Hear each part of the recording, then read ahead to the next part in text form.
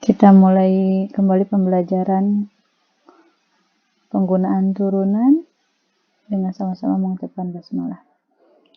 Ini ada contoh yang pertama, cari dua bilangan yang hasil kalinya negatif 12 dan jumlah kuadratnya minimum.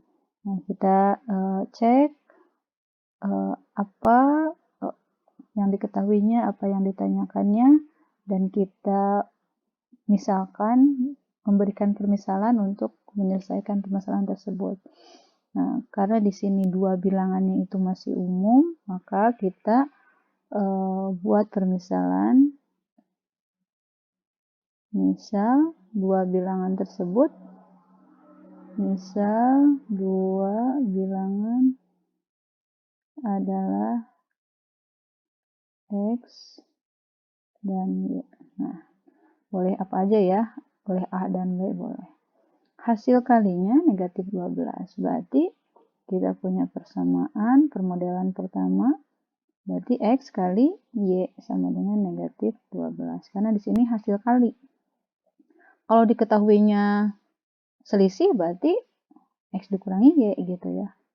Jumlahnya berarti X plus Y, karena ini hasil kali berarti X kali Y sama dengan negatif 12. Dan jumlah kuadrat, apa itu jumlah kuadrat?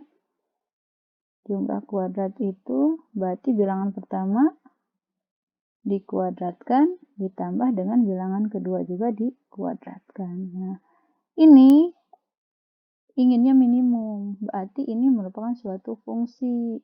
Katakanlah ini fungsinya fungsi Q. Nah, kenapa dalam fungsi? Karena kalau minimum ini berkaitan dengan fungsi tersebut diturunkan pada turunan pertamanya sama dengan 0. Berarti Q aksen sama dengan 0. Nah, gitu. Karena di sini fungsinya masih dua variabel, ada variabel X dan variabel Y, maka kita ubah menjadi fungsi dengan satu variabel. Bisa dalam variabel X saja atau Y saja. Kenapa? Karena kita ingin mencari turunan pertamanya itu. Kalau variabelnya masih dua, maka kita belum mempelajari turunan untuk dua variabel ya. Kita baru mempelajari turunan untuk satu variabel. Nah, bagaimana caranya mengubah fungsi yang dua variabel menjadi satu variabel? Kita lihat di persamaan pertama ini. Diketahui bahwa X kali Y itu sama dengan negatif 12. Ini kan kita bisa buat X sama dengan berapa? Negatif 12 dibagi Y, atau Y sama dengan negatif 12 dibagi X. Buat apa ini? Ini untuk mensubstitusi atau mengganti Y yang di sini ke dalam X, sehingga ini menjadi fungsi dalam variabel X. Kalau ingin Q-nya dalam variabel Y, maka X-nya diganti dengan negatif 12 per Y, gitu. Kalau misalkan Q ini ya X kuadrat ditambah Y kuadrat ingin diubah ke dalam variabel X, maka kita punya X kuadrat ditambah Y-nya diganti dengan negatif 12 per X. Negatif 12 per X. Jangan lupa Y-nya dipangkatin 2.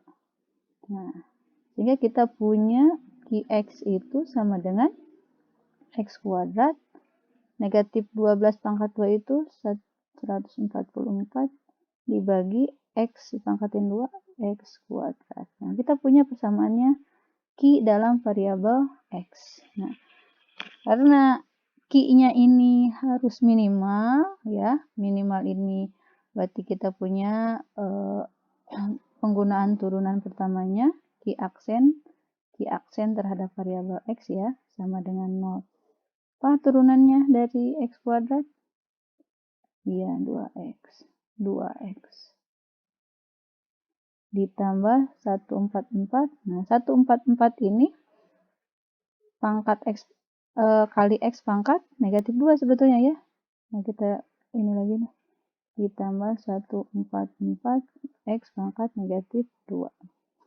Nah, berarti ini negatif 2 kali 144 berarti negatif 288 X pangkat negatif 3 sama dengan 0. Nah, kita lihat di sini, kita kembalikan lagi ke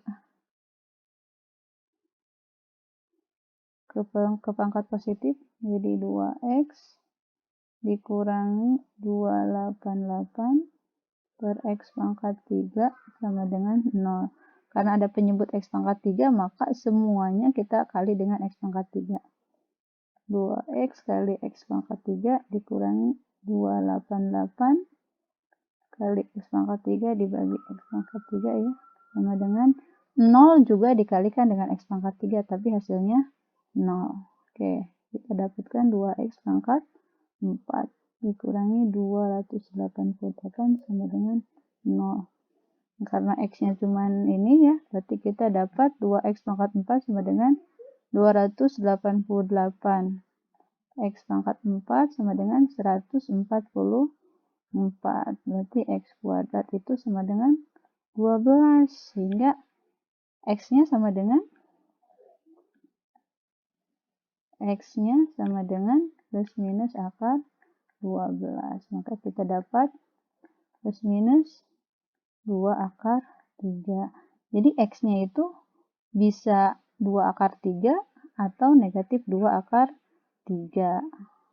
Karena ada 2 nilainya, maka salah satunya pasti Y. Nah, ini dua bilangan itu adalah, jadi dua bilangan tersebut adalah negatif 2 akar 3 dan 2 akar 3.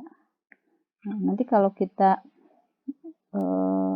kalikan, pasti hasilnya adalah negatif 12. Dan kalau kita jumlahkan kuadrat-kuadratnya, maka hasilnya pasti minimal.